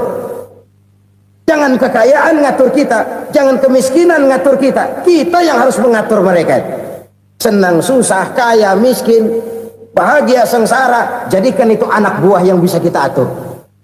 Kalau sekarang kita kaya, lain saat boleh jadi kita miskin, semiskin-miskinnya. Allah yang ngasih, Allah yang ngambil. Tenaga mana yang bisa menghalangi? Ibadah jalan terus. Iblis makin gondok. Dasar Nabi loh. Akhirnya apa? Nabi Ayub dikerjain, diberikan penyakit. Demikian fatal penyakitnya. Bayangin, udah miskin sakit. Masya Allah. Miskin sakit. Sakitnya nggak lama, kira-kira 16 tahun. Istrinya 3, 2 mental minta ceraiin. Ngerawatin laki bengek begini. Senang belum tentu, susah udah pasti nih. Cerai aja, cerai dah. Cerai. Tinggal satu Siti Rahmah yang setia menemani beliau. Sesetia-setianya hati perempuan. Satu saat Siti Rahmah bilang, "Bang, iya, abang kan Nabi, Bang. Lalu, namanya Nabi kan doanya jarang meleset, Bang. Maksud kamu minta kenapa sih sama Tuhan biar abang sembuh, baik dah, Bang?" Siti Rahmah, iya. Saya sakit berapa tahun sih dah? 16 tahun, Bang. Sebelum ini saya sehat berapa tahun? Ya kira-kira 60 tahun, Bang. Nah, coba ente banding-bandingin, Rahmah. Saya dikasih sehat 60 tahun, dikasih sakit 16 tahun. Sudah nggak sabar mau doa kepada Allah minta sembuh. Saya malu kepada Allah. Diuji dengan yang luar biasa seperti ini, tidak mengganggu stabilitas kehambaannya. Dia tetap menghamba kepada Allah Subhanahu wa ta'ala. Saudara-saudara kaum muslimin rahimakumullah. Kunci menghadapi kesulitan itu apa? Allah jelaskan dalam satu ayat, wa basyiris sabirin alladzina iza asabathum musibah qalu inna lillahi wa inna ilaihi raji'un. Gembirakan orang-orang yang sabar. Siapa mereka itu? Yang apabila mendapat musibah mereka kembali kepada keyakinan dasar segalanya dari Allah dan segalanya akan kembali kepada Allah. Ini konsepsi dasar dari sikap muslim dalam menghadapi berbagai kesulitan. Segalanya dari Allah, segalanya akan kembali kepada Allah. Kalau ini sudah kondisi dasarnya, maka kita akan lapang menghadapi kenyataan bagaimanapun pahitnya. Apakah itu namanya miskin, apakah itu namanya sakit, bahkan maut sekalipun. Maut sekalipun. Segalanya dari Allah, segalanya akan kembali kepada Allah. Ini sikap hidup, bukan sekedar ucapan. Kita kadang-kadang menjadikannya sebagai ucapan. Mulutnya sehingga berhenti, innalillahi wa inna ilaihi rajiun, tapi nangisnya terus gerung-gerungan. Bukan itu, ini kesadaran moral. Kalau segalanya dari Allah, segalanya kembali kepada Allah, kan sebenarnya cuma nunggu giliran.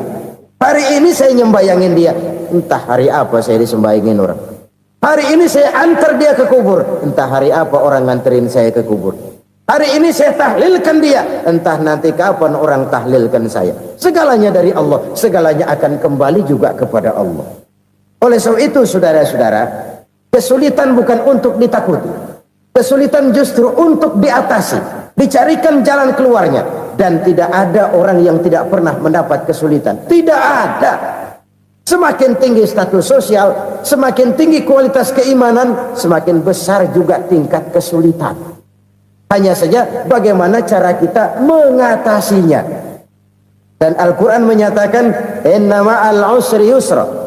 Di balik kesulitan itu pasti ada kemudahan. Roda itu berputar. Karena itu Rasulullah sallallahu alaihi wasallam mengingatkan kepada kita, ta'arraf ilallahi firraha ya'rifka fisyiddah. Ingatlah kepada Allah di waktu kamu senang, supaya Allah ingat kepada kamu di waktu kamu susah. Kalau waktu senang kita ingat kepada Allah, kita susah, Allah tidak akan meninggalkan kita. Tapi kalau waktu senang kita jauh dari Allah, sujud tidak sempat, dengan masjid jauh, ketika senang kita lupakan Allah. Nanti begitu kita susah, Allah lupakan kita. Dan itu menyakitkan. Oleh karena itu orang-orang tua kita dulu bilang, kalau lagi sehat ingat-ingat lu bakal sakit nanti. Kalau lagi kaya ingat-ingat satu saat kita bakal jatuh miskin. Bahkan kalau lagi muda ingat-ingat kita bakal tua. Dan yang terpenting, kalau lagi hidup ingat-ingat kita bakal mati. Saudara-saudara kaum muslimin rahimakumullah. Jadi yang kedua yang merupakan perbendaharaan surga, menyembunyikan musibah. Saudara-saudara kaum muslimin rahimakumullah. Hal ketiga yang merupakan perbendaharaan surga adalah wasilatur rahmi. Orang yang suka bersilaturahmi. Sebagaimana yang kita maklum bahwa manusia adalah makhluk yang disebut zon politika. Makhluk sosial yang tidak mungkin hidup sendiri-sendiri. Betapa dan siapapun kita memerlukan orang lain. Bodoh betul manusia kalau tinggal di tengah masyarakat tapi tidak mau bermasyarakat. Merasa hebat sendiri, pintar sendiri, gagah sendiri, kaya sendiri. Mungkin kalau mati juga ngubur sendiri. Jangankan kita di sini, di sorga saja Nabi Adam waktu sendirian bengong melulu, mondar mandir. Allah tegur dam sepi dam. Ya ini kalau bahasa saya. Iya Tuhan sepi ini nggak ada coret-corekan pisan ini. Diciptakan Siti Hawa baru anteng Nabi Adam. Itu di surga. Cobalah. Umpamanya saudara tinggal di Jakarta nih. Kayak bener. Apaan aja di Jakarta punya saudara dah. Jembatan Semanggi ambil. Monas buntel bawa pulang. Hotel-hotel ambil semua. Cuman tinggal di Jakarta sendirian, apa enaknya? Betapa dan siapapun kita perlu orang lain. Tidak ada seorang pun yang bisa memenuhi kebutuhan hidupnya secara sendiri-sendiri. Nah, Islam telah menyelamatkan manusia dari ras diskriminasi, mengikat manusia dengan persaudaraan yang berlandaskan kepada akidah. Karena itu dianjurkan bersilaturahmi. Bahkan Nabi menyatakan, Man arada ayyubsata lahu fi rizqihi wa yunsa'a fi atharihi falyasil rahimah. Siapa yang kepengen diluaskan rezekinya dan dipanjangkan usianya, banyaklah ia bersilaturahmi. Siapa yang kepengen dimudahkan rezekinya, hendaknya ia banyak bersilaturahmi. Kalau banyak teman, kesulitan kan paling tidak ada tempat cerita. Udah susah sendirian, kita pikirin diri, nggak ada tempat tukar pikiran. Cepet banget sama bengek. Dilawan sendiri. Nah, secara makro kita bisa berkata, tidak mungkin ada kemenangan kalau tidak ada kekuatan. Tidak ada kekuatan kalau tidak ada kesatuan dan persatuan. Tidak mungkin ada kesatuan dan persatuan tanpa semangat silaturahmi. Kalau umat Islam mau menang, dia harus kuat. Kalau umat Islam mau kuat, dia harus bersatu. Kalau umat Islam mau bersatu, dia harus membudayakan silaturahmi ini. Bahkan sampai-sampai kata Nabi, kalau bisa cari nilai tambah. Apa? Silman qata'ak. Bersilaturahmilah kau kepada orang yang marah denganmu. Masya Allah, indahnya ajaran agama kita. Orang yang marah pun kepada kita, kata Nabi, kalau bisa bersilaturahmilah kepadanya, kepada orang yang marah itu. Di situ nilai tambah. Cuman jujur nih hadis, ngucapinnya gampang, ngamalinnya yang berat banget. Orang marah sama kita, kita disuruh silaturahmi, ada apa malu? Lu marah, ada gua marahan lagi. Tunggu pikirin. Saudara-saudara kaum muslimin rahimakumullah. Tapi ini yang diajarkan, bahkan ini yang dicontohkan oleh baginda Rasul.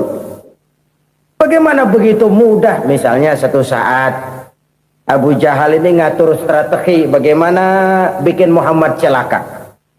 Dia gali lubang di depan tempat tidurnya. Dia tutupin daun korma. Terus dia panggil seseorang, ke sini. Kasih tahu Muhammad, pamannya sakit keras, minta ditengokin. Berangkat orang ini ke sana. Muhammad, labbaik. Pamanmu sakit keras, dia minta ditengokin. Baik, saya akan datang menjenguk beliau. Berangkatlah Nabi ke rumah Abu Jahal tanpa prasangka apapun. Abu Jahal udah pasang setil, selimut 3 rangkap setengah dia pakai. Persis kayak orang meriang. Tapi sembari ngintip dari balik selimut. Begitu Muhammad buka pintu, nah, masuk perangkap nih. Muhammad jalan menuju tempat pembaringan.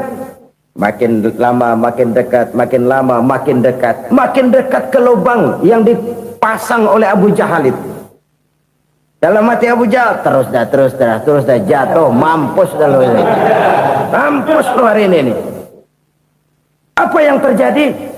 Malaikat Jibril datang. Muhammad, pamanmu cuma pura-pura sakit. Di depan tempat tidurnya ada lubang perangkap supaya kamu jatuh ke situ. Sudah, kamu pulang. Balik kanan Nabi. Sudah hampir jatuh ke lubang, balik kanan, pulang. Bayangin kecewanya Abu Jahal.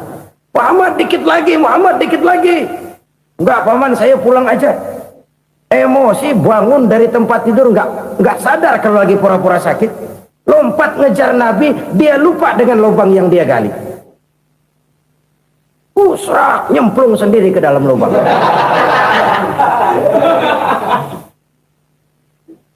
Nabi terus berlalu. Ini terjadi keanehan. Jatuh ke lubang yang dia gali itu sebenarnya nggak terlalu dalam ya, antara 3-4 meteran lah. Tolong, saya jatuh ke lubang ini.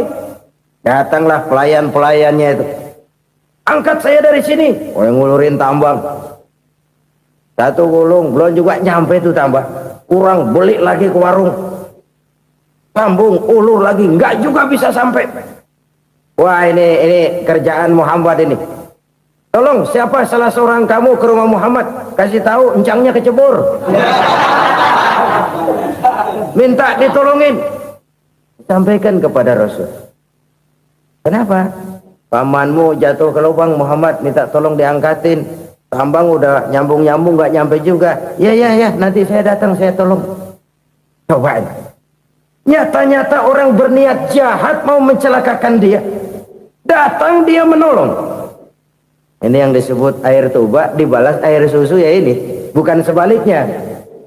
Air tuba dibalas air susu. Paman, kecebur ya? Iya Muhammad, tolong ini. Pegang tangan saya. Nabi ulurkan tangannya, nyampe. Dipegang oleh Abu Jahal, diangkat ke atas. Sampai atas, apa kata Abu Jahal? Sihirmu memang hebat Muhammad. Udah ditolongin dikata sihir. Yang enak kita kemplang kan itu orang begitu. Urusan apa? Tapi inilah akhlak. Kalau bisa kamu bersilaturahmilah dengan orang yang marah kepadamu sekalipun. Orang marah kita tetap baik. So, kalau kita berbuat baik sama orang yang memang baik, rasanya sih biasa-biasa aja. Orang baik kita baik lagi, ya draw aja, belum ada nilai tambah di situ. Baru ada nilai tambah kalau kita bisa berbuat baik kepada orang yang nyakitin kita. Itu namanya kita setingkat di atas dia. Dia sakitin kita, kita berbuat baik sama dia. Dia pelit sama kita baik sama dia. Dia marahin kita deketin dia. Di situ kita punya nilai tambah. Jadi siapa yang ingin diluaskan rezekinya kata Nabi dan dipanjangkan umurnya, hendaklah ia banyak-banyak bersilaturahmi. Sederhana sebenarnya silaturahmi, tapi silaturahmi membangkitkan semangat kesatuan dan persatuan. Kesatuan dan persatuan melahirkan kekuatan. Dalam matematika 1 ditambah 1 pasti 2. Tapi di tengah masyarakat 1 orang takut ditambah 1 orang takut, hasilnya jadi 2 orang setengah berani. Kenapa setengah berani? Karena udah berdua. Tadi pan takut sendirian. Kalau dia kumpul turu-turu takutlah jadi berani. Kita yang lemah, kita yang tidak berdaya, kita yang miskin, kalau mau kompak bersatu, apa yang nggak bisa kita kerjain? Apalagi tinggal di kota besar, pilihan cuma 2. Bertahan atau minggir. Bertahan atau minggir. Untuk bisa bertahan harus mampu bersaing. Untuk mampu bersaing harus punya keahlian. Keahlian harus ditunjang dengan pendidikan, ditambah oleh kekompakan sebagai umat. Udah miskin mencar mulu, orang injek gitu. Orang nggak pandang urusan apa malu. Oleh karena itu silaturahmi pada hakikatnya merupakan roh dari ukhuwah yang diajarkan oleh agama kita. Bagaimana Islam menyelamatkan masyarakat manusia dari ras diskriminasi, mengikat manusia, dan tidak ada persaudaraan yang lebih indah selain persaudaraan yang diikat dengan nilai-nilai akidah. Sepanjang orang di jalan Allah, itulah saudara kita.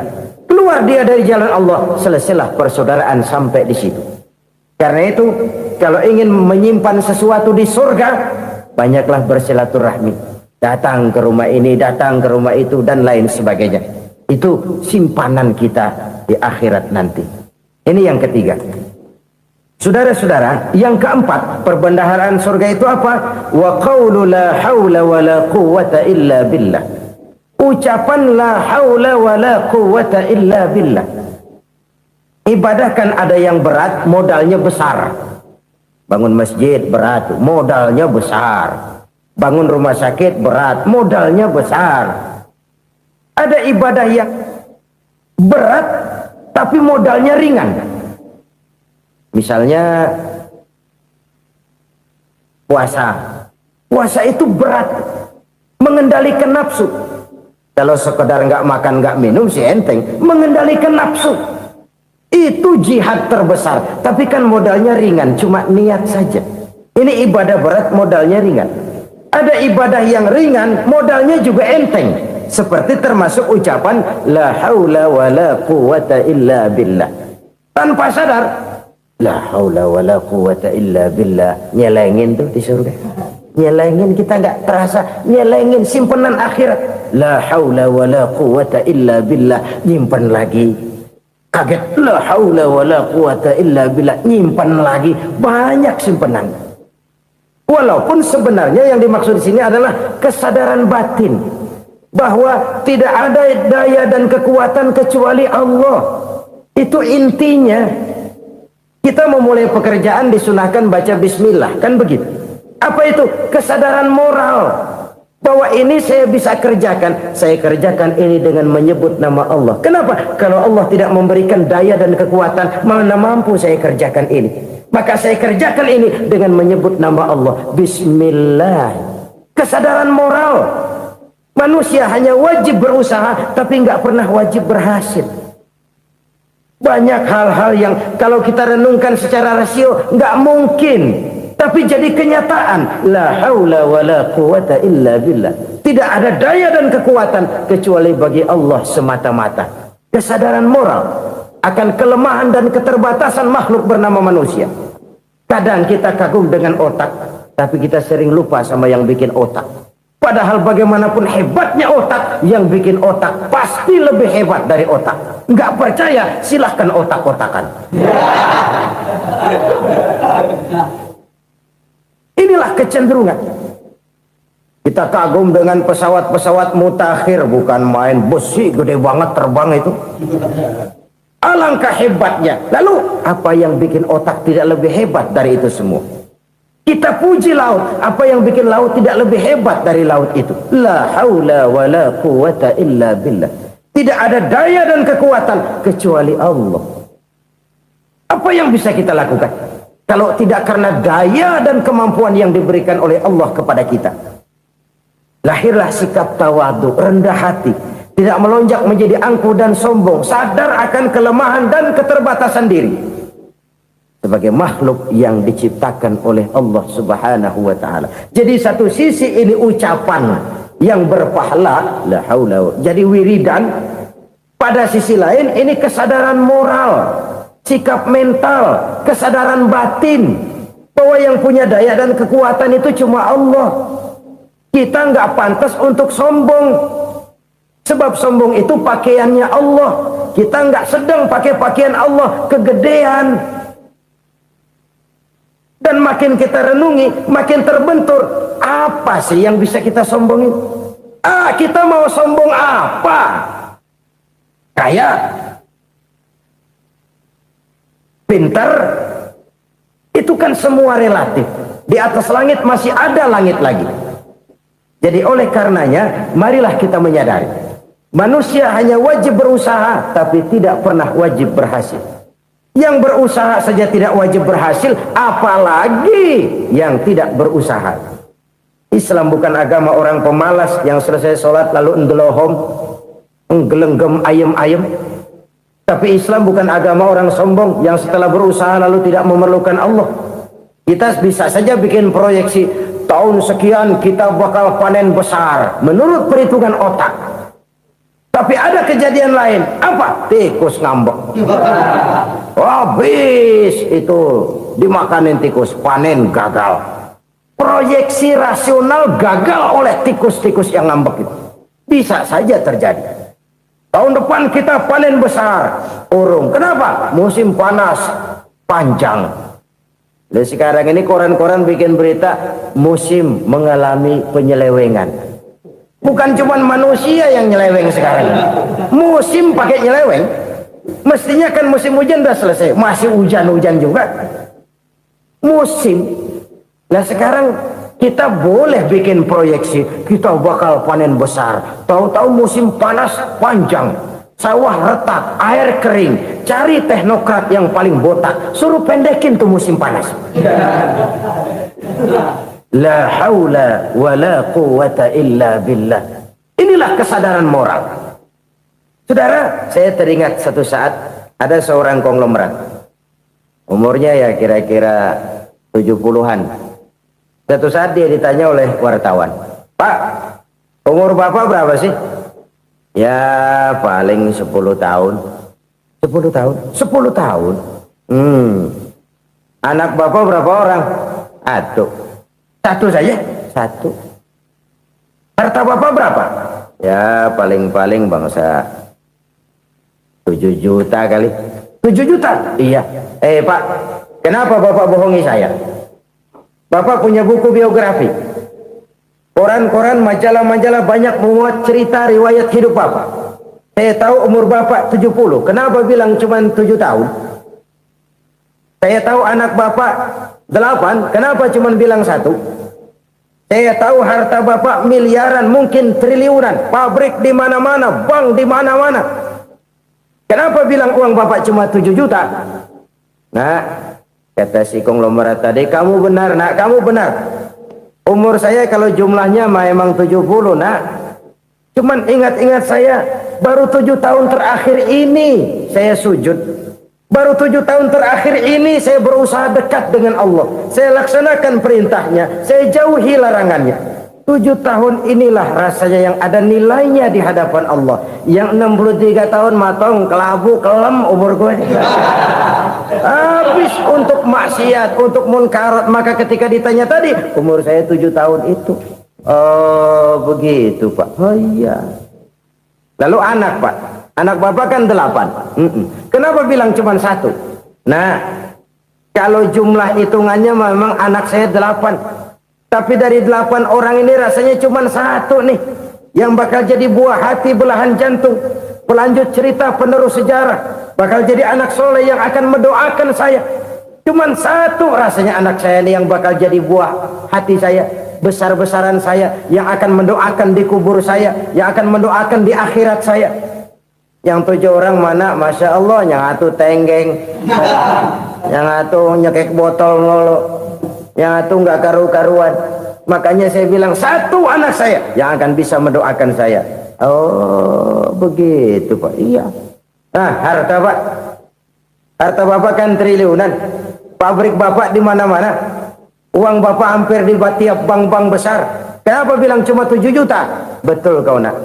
Harta saya kalau jumlahnya memang miliaran, triliunan mungkin. Tapi yang saya ingat baru 7 juta tuh yang saya belanjakan di jalan Allah. Saya nyumbang masjid, saya santuni yatim piatu, saya bantu pembangunan pesantren, saya bantu pembangunan rumah sakit Islam. Itu yang akan saya bawa pulang ke akhirat, yang 7 juta itu.